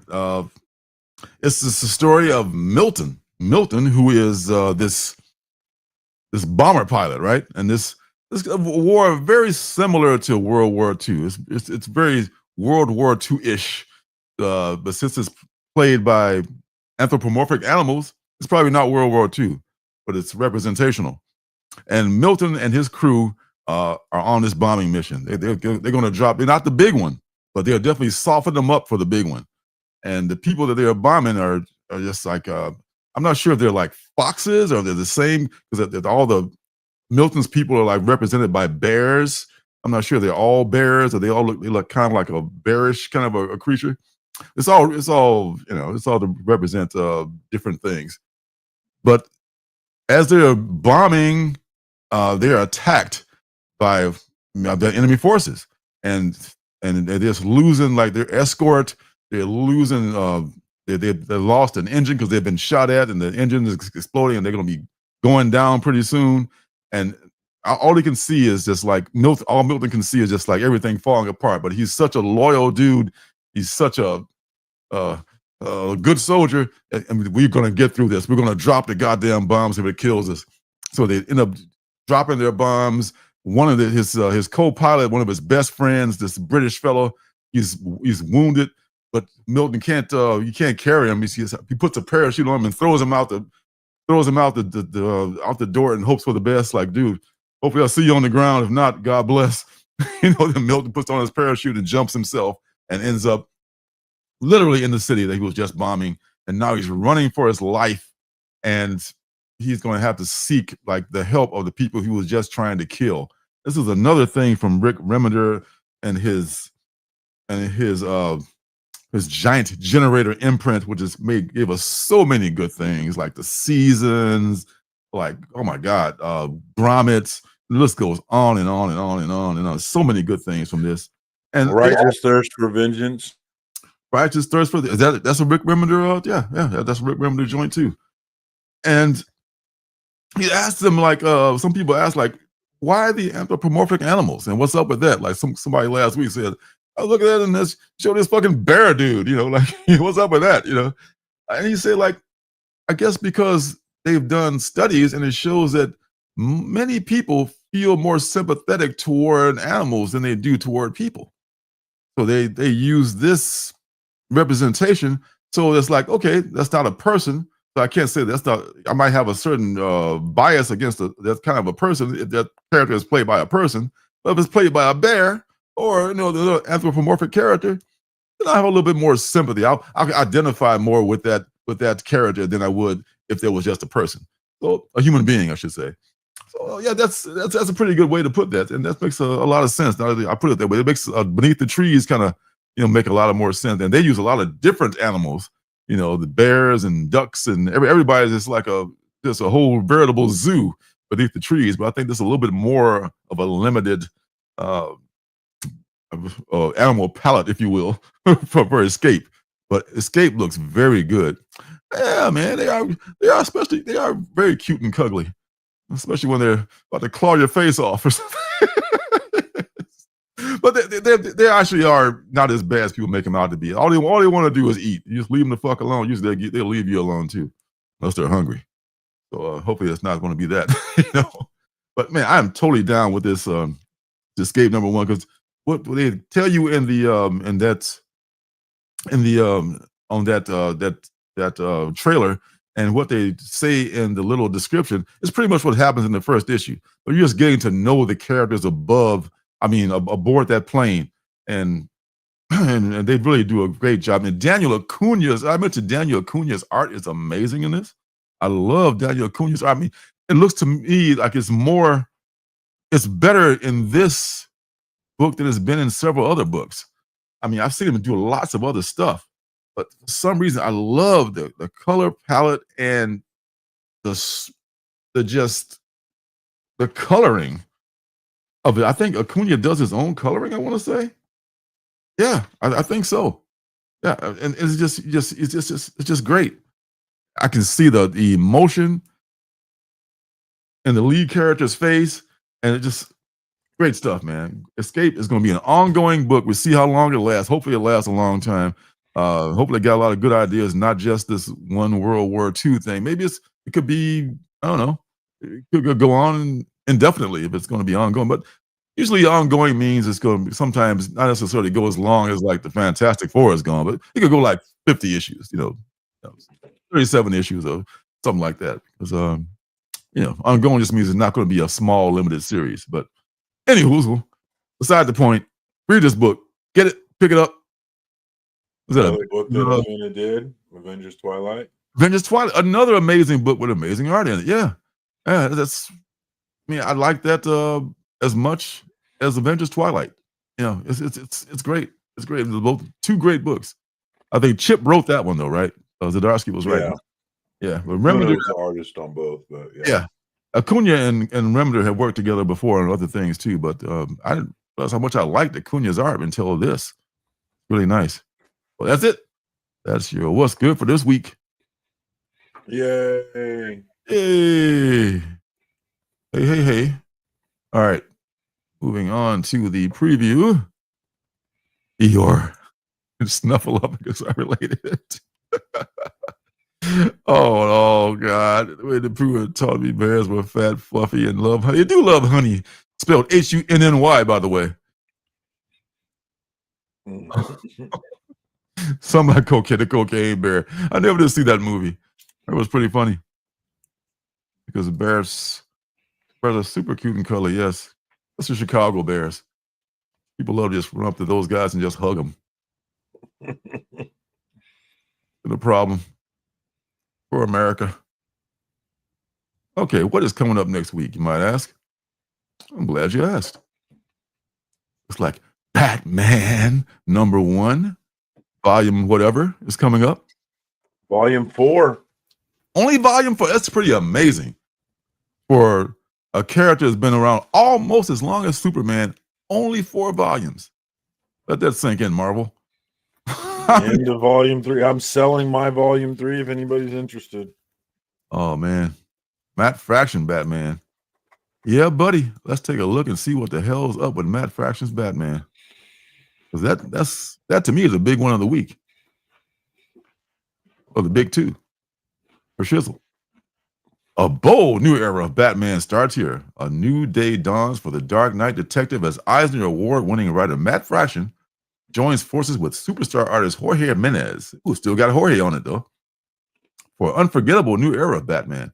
The best superhero in comics gets a brand new first issue to kick off his new era that will test Batman and Bruce Wayne like never before. I mean, if he's already fallen from space, what the hell else can he do, huh? Dude, I fell from space. Top that. Okay? Top that, Martian Manhunter. This is Jim Lee connecting variant. Jim Lee, one of the greats. Mark Silvestri. I mean, don't hear much about Mark Silvestri. I mean, he was like one of the defectors from Marvel to Image, one of the OGs. Still kicking him out. Looking great. J. Scott Campbell, my guy. J. Scott just so good at this exaggeration and stuff like that. I mean, you know, it's like some people like give him shit for drawing women so like, you know, idealistically and shit like that. But he does the same thing to men. It's just like, you know, who the fuck looks like this? You know? But it's a comic book, man. You gotta have fun with it. Can't take it too seriously. That's awesome. Gotta have a version of that one too, right? I would hope. I would think. No? It's 8 million covers, but not a version of that one. All right. All right. What else we got here? I think there's a not a grab bag, a blind bag. Have you heard about that? No. I think there's a blind bag of this #1. I could be wrong, but I think I may have pre-ordered it. Aha! As my old Uncle Julius would say, cover in blind as a bat blind bag. I see what you did there. I see what you fucking did there. Blind as a bat flying bag. This is unfortunately, I think it was $10, which it was $9.99. Are you out of your mind? $9.99. Are you out of your mind? Yeah, I think I may have only ordered a couple of those because of the $10 price tag. But you know, we'll see. I mean, maybe there's some like maybe some of these covers here that I don't see here. I mean, that we see here, I should say, are part of that. Probably not. Probably maybe the incentive, the 1 in 25, Andy Kubert, like they did with I just click on that. It's not popping up. Why are they not popping up? There we go. The second time always works. Andy Kubert, 1 in 25. Yeah. So you probably may be able to get like a 1 in 25 or 1 in 50 or something like that, like they did with the Battle Beast books. There's a Frank Whitley, or is it Quietly? It's a very, very different style of Frank Whitley and J. Scott Campbell. Very different styles. Batman is much more realistic. I don't know about that one, man. I don't think that's it. I don't think that's it. I don't think that one's it. You think Batman needs to get in the gym and do some leg work, maybe? I don't know. I don't know what is going on, man. Oh God. Who's this? Down to 8 now. Rob Liefeld got to hold him. What is? Oh my God. They go ab removal surgery because I had too many. Oh God. You used to have a lot of pouches. I see what you did there. That's awesome. Is it Quietly or Quickly? I mean, I think I know it's Quite Frankly and Frank Quite. I think it is Quitley, but I don't know actually. Yeah. I know his name is. I think it's probably a nom de plume. It's probably not his real name because I think it was made like on a kind of a pun of Quite Frankly rather than Frank Quitely. You know, that guy's a joker. That Frank. Julian Tortino Tedesco. There's a G. That's kind of nice. That's kind of nice there. A lot of covers. So you can just pick one. Pick your favorite. Gabriel Delgado. What's that? I said pass. You're not gonna get it all, huh? He's down on Batman. He's down on Bat. Don't listen to him, folks. Pick it up. Go out there right now. Pick it up. You've been ordered. 616, Mike Mayhew. Look at all. These are just a money grab, and we fall for it every time. It's just volume 3 or volume 4, dude. It's not like it's Marvel rebooting Spider-Man every other week. You're right. Spider-Man's like what, volume 10 now, probably. You know, he came out like it's a lot. years later. They just got Spider-Man on the corner, just like out there hoeing. It's like working the hell out of Spider-Man, trying to get every penny out of him. Poor Spider-Man. DC money. DC or Marvel? Well, DC does make. Well, they're a corporation like every other corporation, so of course they're trying to make as most money as possible. But Marvel is just so shameless about it. Marvel is like, we don't care that you know, buy this shit. You don't care, we just troll you to your face. You know, buy it now, buy lots of it. You know, buy the crossovers. It's unheard of. Touch the pearls. Well, Marcus's opinion aside, I think that I don't think I'll be buying it unless I read the first issue and just blows my socks off, which I doubt.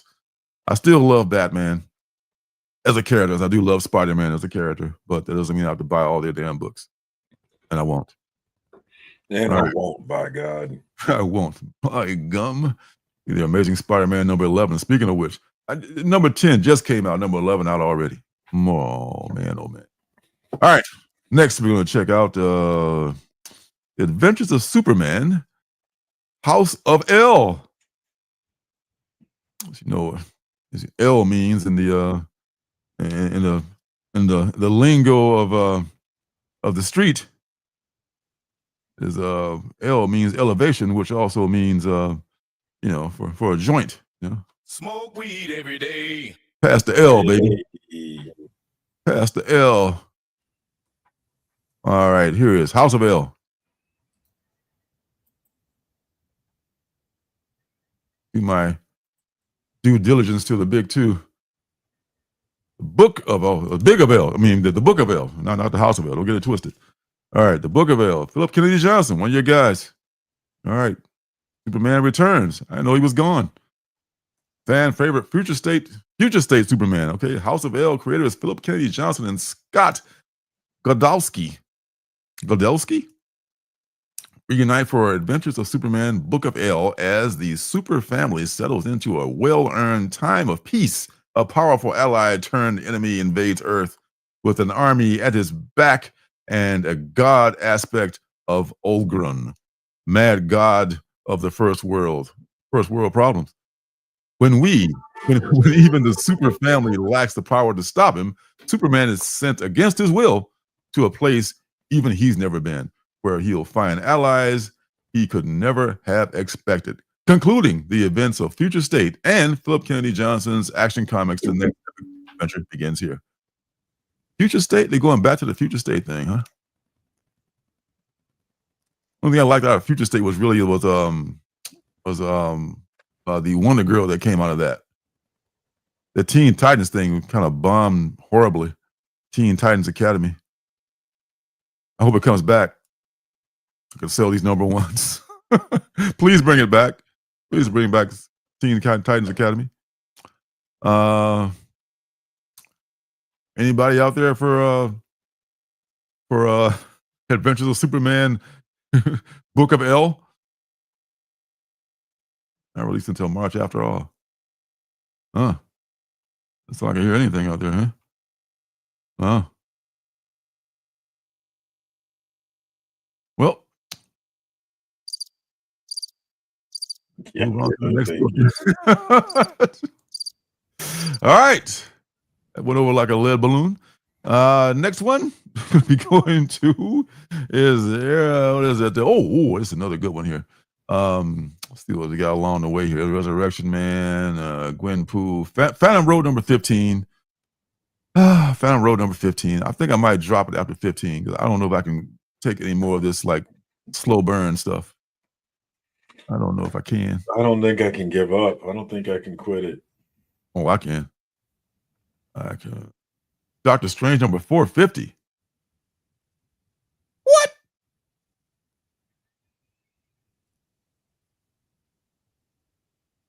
Man, I am just having such a hard time. My mice are just like having a mind of their own.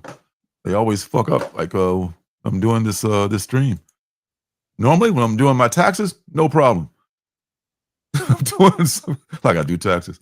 All right, Doctor Strange number 450. Who's behind this? Christian Ward, and Ashley Allen. We've got more writers than the fucking Supreme Court.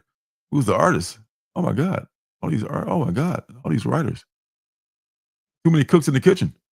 A turmoil seizes Asgard. Doctor Strange's life is about to change forever, but as he stands on the threshold of a true journey into mystery, it turns out that the past isn't quite done with him yet. Fan favorite creators reveal untold stories of Stephen Strange's past, while current scribe Derek Landy reveals a glimpse of the future to come. As Marvel celebrates number 450, so Doctor Strange has it really been 450? I wonder if it's really a thing or they're just making it up. I guess it is. I do like Doctor Strange, so I don't know. Not gonna buy that though. It looks like this looks like a money grab. It's only $5, but it looks like there's not a whole lot there. Even though I'm surprised they didn't like make it kind of a giant size issue thing and charge $10 for it. But yeah. Good to know that it exists. All right. Everything Dead and Dying. Talk about good news. Everything Dead and Dying follows Jack Chandler, the sole survivor of the zombie apocalypse, hunkered down in his rural farming community. But rather than eliminate them, Jack has chosen to continue living alongside the undead, including the husband and adopted daughter he fought so hard to have. But when his town is discovered by outsiders, Jack suddenly becomes the one thing standing in the way of those who hope to kill his family for good. The Tate Brombo joint. And Jacob Phillips, who does a lot of work with was it the guy that does those things? Yeah, that fucking guy. Wow. Okay. I could. Oh, look at that. I think I may have ordered this one. I think I pre-ordered this one. Here you go. Here's some nice brains for you. All right. This is Charlie Adlard. Jeez. Open the door. Here comes the airplane. That's a good zombie. All right. And this is Sean Phillips' variant. So I know you're picking this one up, aren't you? Nah, I don't think so. Don't like it. I get why someone would, but no, I don't think it's for me. Yeah. Oh well. All right. I'm not keeping zombies alive. I can't relate. Well, if they're good zombies. No, not all zombies. Not all zombies. All right. FML number 6. FML. Fuck my life. This is the final issue. Locked up for murder they didn't commit, Dad and Riley do jail time with a mysterious long-haired stranger. Meanwhile, over at the convention center, Susan is set to make Crime Con an explosive national headline when Patty realizes her protege is a maniac and that maniac has her daughter. Oh my God. The gang makes a frantic dash to stop convention catastrophe.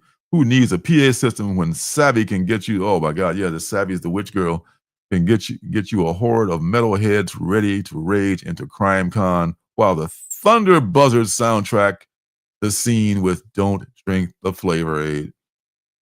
All that means nothing to you, then you haven't been reading FML. And if you haven't been reading FML, shame on you. This is a fun book that takes place in Portland, one of my favorite cities in the world, and written by Kelly Sue DeConnick, art by David Lopez. There it is. FML issue number 6, the final issue in the installment. Fun book. If you're reading it, you already know that. And what's next? Another thing I want to take a look at here. This comes after FML. Oh, Tin Can Society. How many It's Jeffs are they going to fucking put out? I mean, this is what I'm talking about, Marvel. I mean, there's been like so many, oh, you like Jeff? Here's Jeff with everybody in the Marvel universe. Buy it for $7. Tin Can Society, the penultimate issue of that one, number 8, is coming out next week. Are you still up on that one? Yes. And there's been a big surprise that I didn't see coming in the Tin Can Society. If you've been reading it, you know what I'm talking about. And it makes me like it even more. Shame on me. Who's shaming you? Nobody gonna shame you. Tin Can Society is good. It's going to be coming out. It was delayed for a while. It may have said it was already not being read by a lot of folks. One of the best books nobody's reading is the Tin Can Society. But the penultimate issue will be coming out next week, God willing. There's one that I wanted to look at here. Yes, here we go.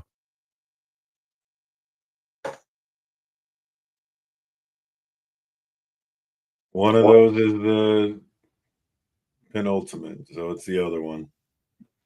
Maybe not. Lots of candidates. It starts with birds materializing. It will end with the death of the heavens. Cosmic horror you can dance to in a one-off apocalypse romance from Kieran Gillen, Steve Lieber, and Tamara Bonvillain. Oh, I like that. I don't really understand it, but I like it. It's from Image Comics. What else we got? Is Steve Lieber. I did only one cup. That's all you need. Is that right, Travis? Shout out to Bueller. Yeah. And it's from Kieran Gillen, who did all those pretty cool things. He's also an artist in his own right. Steve Lieber is drawing this one, though. Okay. Oh, this is what the deal with that. This is actually, that's where it was from. This was part of the Image 30th Anniversary Anthology. It was in number 7. It's another one of those books that premiered in the anthology. I think it's a 3-part series. Like what's the one that came out? The War. The War was also in an anthology. That was in Hello Darkness, though. Okay, so this is how I'm not sure if this is going to blow up because it's it got its own book now, but at least it's like it had a chance to be like in the pilot with the anthology. Now it's going to see if it can fly on its own.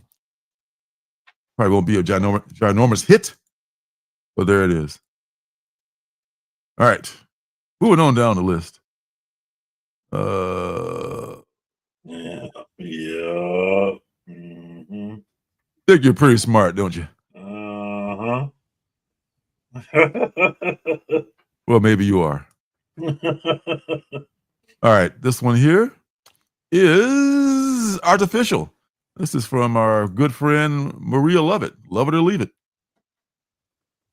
At the center is Clara, a jaded fashion stylist who signs up for an advanced dating service that provides hyper-realistic android partners. But when her robotic dream date malfunctions and turns dangerously possessive, Clara is forced into a chilling fight for her freedom and her life. This is Maria Lovett. I mean, Maria she writes a lot of her own stuff, and she draws more than she writes, I think. But man, she has a definite style. I've liked a lot of stuff that she's done.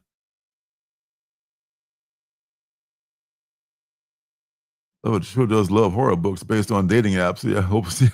Yeah, they were speculating that right what you know, she's had some bad experiences with the dating apps and shit. You think anyone's had a bad experience with a dating app? Do you think, Circum? I wouldn't know. They came after. I know. I mean, thank God it came after. I mean, I really feel for y'all out here who are out in this world trying to hook up with people because people are so crazy now. God bless you. I mean, and on the internet, whoo, man, you just never know what the fuck you're going to run into. All right, so that's what that's going to be about. Artificial. Coming on down the list. Hey, look what time it's getting to be. It's coming up on the penultimate book time here. All right, so. Oh, where did I see that? That's a DKO. Maybe that's farther down the list here.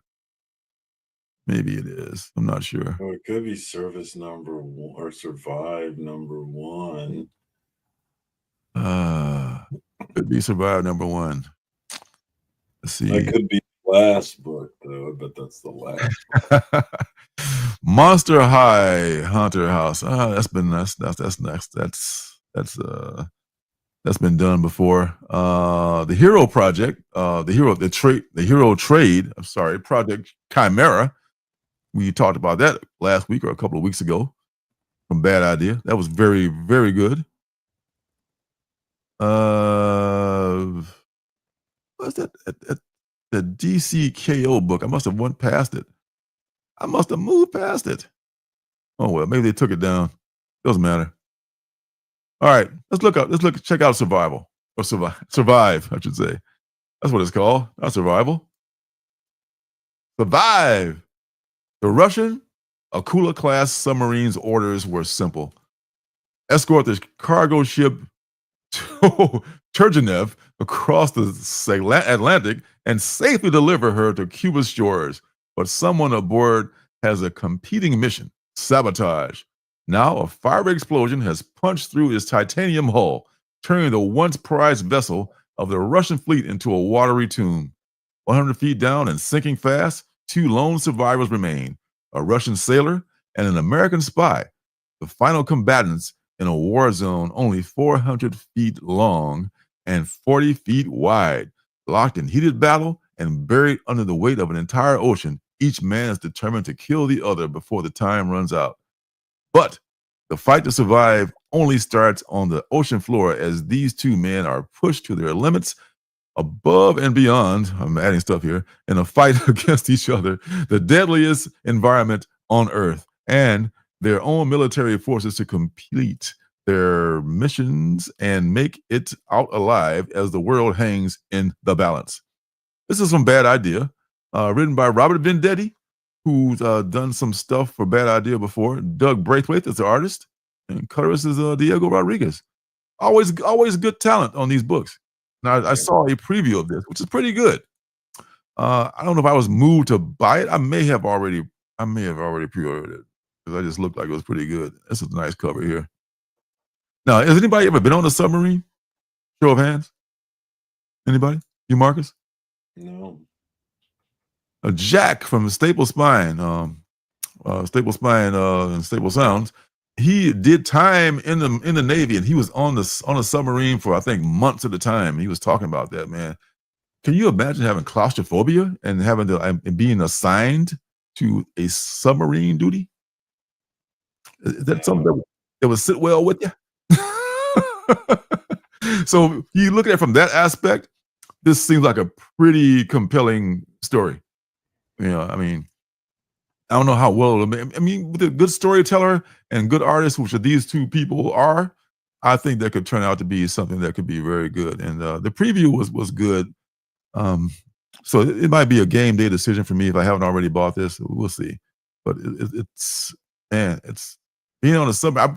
I remember at the museum in Chicago, the Museum of Science and Industry, they have the U-505 submarine, this old ass German submarine. Those fuckers are cramped as shit. I mean, you think like from Voyage to the Bottom of the Sea, submarines are like these big spacious things you can walk it out with hallways and shit like that. But that's not all the truth.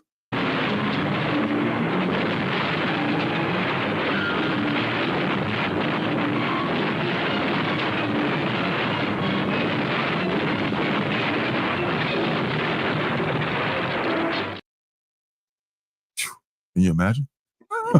Praise for impact. All right. All right. So my little smart ass son here probably has already figured out what the penultimate book is. So we're gonna get to the penultimate book right now, and we can see if he was right or not. So here we go with the penultimate book, folks. Get ready.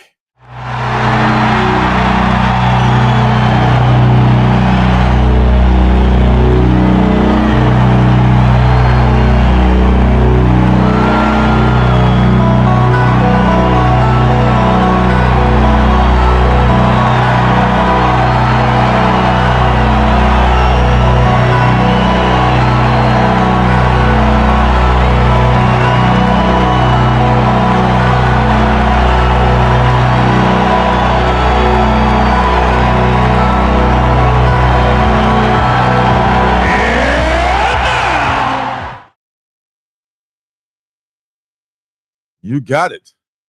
And now it is time for the penultimate book. And this week, as Marcus has so aptly guessed, that penultimate book, sometimes you got to pass one up to get past and to get to the rest of them, is called White House Robot Romance. And here it goes. It goes like this. Roll it.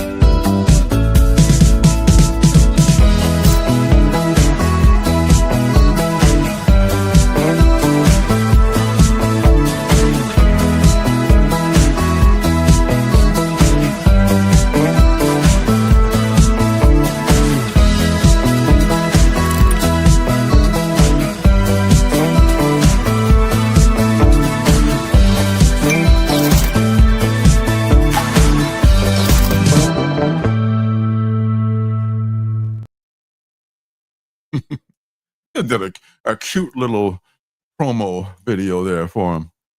When Chef, or was it Chief? Let's say it's Chef. When Chef 9 learns that Service 1 is scheduled for immediate decommissioning, he makes an unprecedented choice. Abandon his station, break protocol, and flee with Service 1 into the streets of Washington, D.C. Watch out with the National Guard. But what starts as a desperate act of defiance quickly spirals into an international crisis. Service 1's memory banks hold highly classified state secrets, ones that could tilt the balance of power between America and Canada. As paranoia mounts and the military mobilizes, the runaway robots find themselves hunted by government agents and targeted by corporate spies. Where you don't want to be is right there. This is a Chip Zdarsky joint. Rachel Stott is the artist and looks great. Tamara Bonvion is doing that the lovely art of coloring, and the letterer is Ariana Maher. So yeah, looks like it could be a fun thing. What say ye? Did we lose you? All right. I was distracted there. That seems interesting. I probably won't see it in my shop, but it seems interesting. Okay. Yeah, it does. I like the art. I like the art on some of those covers. It's kind of funny. Yeah. Let's take a look at some of those covers. Like this one is Jill Thompson. Cover B. Did Jill Thompson write as well? I'm getting my Jills mixed up. I think she also is a writer and an artist. Erica Henderson. Yeah, White House Robot Romance. Written by Chip Zdarsky. I bet it's really, and he's like not constrained by the the big two and all their rules and regulations. I like Chip when he's more free to be himself. And this is It probably will be in my shop. I was thinking it was a bad idea for some reason, but no, it's distillery. Yes, it's definitely a distillery. This is a 1 in 10 by Elsa Charte. I don't want to say that's probably just Charte. I've been mispronouncing her name. I think it's just Charte. Is how that's pronounced. I would love to find out for real, but I think I know I love her art. So, and she also did Love Everlasting. And this is the Bengal 1 in 25. Oh, isn't that a cute couple? So they decided to go on the run. They're going to just do the whole Thelma and Louise, Romeo and Juliet thing. It didn't work out well for those lovers either. Bonnie and Clyde. Bonnie and Clyde didn't work out well for any of those couples. I hope it works out better for these young robots here in love. Young robots in love. And who couldn't be down for that? Yeah, I'm really rooting for Distillery too. I mean, you see a lot of their books are in the discount bins now, but some folks are just so stuck on that magazine size thing. I can't buy something if it doesn't fit my already, comic book boxes. I just can't do it. It's like buying, a third shoe or something. It's just like something it breaks their heads. They really talk about it down in the comments too. Like, just get, okay, if you don't want to get a big box, a magazine box, maybe just get a flat box and just lay like a scrapbook box and lay them in that, just find something simple. Just don't even fucking put them in a box. That's just, just lay them flat. What the hell, I mean, not enjoying a really good story just because it's the wrong size. It's your loss, you do what you do, but I think that's a very kind of a sad excuse. Very sad. Yeah, well, you were too tall. Oh man, Bad Idea has been nailing it lately too. So hopefully, Bad Idea will continue to nail it, and hopefully that this White House robot romance book will be successful. At least be fun to read. So that's your penultimate book for this week. Thank you and good night. Yay! Yay! All right, coming down to home, Striznetch. What we got? What else we got left? What else we got? We got, let's see, yada. We already been through that. Survive. Let's see. I mentioned the Hero Trade Project Chimera. Good read right there. I Tyrant #2. Have not read #1 yet. I'll report back to you later on that one. I blame myself. Skin Police Volume 2. Skin Police 2, Volume 2, #1. That first series was very good. I did like that a lot. But the last book we're going to take a look at is Blood Honey. This was IDW Publishing. It's IDW Dark. This was a little ash can that came out a couple of weeks ago with this and a few other books in it. And this was one that I did like this one. It's a one shot. I do like that it's a one shot. So only going to be 32 pages. People complain it's only 32 pages for $6.99. But hey, what are you going to do? Indie book. Get over it. Young love always feels like life or death. And at this high school, it is. In this Burton-esque, Tim Burton-esque, I guess, macabre world, young lovers Vanessa de la Mora and Edgar St. Clair are at the top of the food chain at Mandalay Preparatory High School. They should be focusing on their upcoming crowning as homecoming queen and king. But lately, the duo has grown weary and resentful of each other. While breaking up seems like the easy solution, they've both independently decided that all their problems would be solved if the other was, well, dead. Join up and coming writers and /artists, join up and coming writer-artist Sean Peacock in this exciting cat and cat games as two teens try to murder each other in increasingly elaborate fashion. and hilarity ensues. The young psychopaths in high school. That's what it was the working name for this book, but they changed it to Blood Honey instead. Yeah, this kind of puts me in the mind of this is also Jacob Edgar, excuse me, B cover, which is kind of cool too. This kind of, have you ever seen the movie Heathers? I think I've heard of it. I never saw it. Heathers, I think God, Johnny Depp's ex-girlfriend is in there. I forget her name. Not Amber Heard. Before the one who plays the mom on Stranger Things. Remember her name? Gosh, I can't. Dark hair. I see her right in front of me. But anyways, she's one of the Ryder. Winona Ryder. Thank you very much. Winona Ryder is one of the Heathers, and Heathers a very dark comedy about high school and popularity and kids being shitty to each other and everything. But this kind of puts me in the same mind as that. It's kind of got that same acerbic kind of dark humor to it. So yeah, Blood Honey, number 1, which is I think it's a one shot. It might be something to keep your eye on. And yeah, that is it. That is your show for this week. Ladies and gentlemen, boys and girls, moms and dads, thank you very much.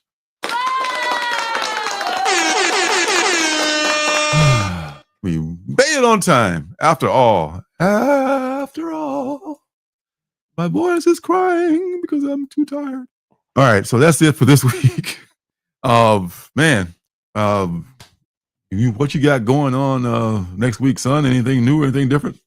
Same thing as always. Monday nights with JP Budget Collecting for Cash or Trash, and then back here Wednesday night. That sounds like a couple of great things right there. Man, can't beat it. Yeah, well, I tell you, thanks to everyone, as we mentioned before, who stopped by, everyone who was watching on the replay. We appreciate you all, and we are nothing without you. We love you all, and God willing, and the creek do not rise, we will be back again the same time next week. So, take care of yourself, take care of each other, have fun, enjoy life. Don't let the bastards get you down. And I'll see you guys next week. Peace and love. Peace and love. Good night.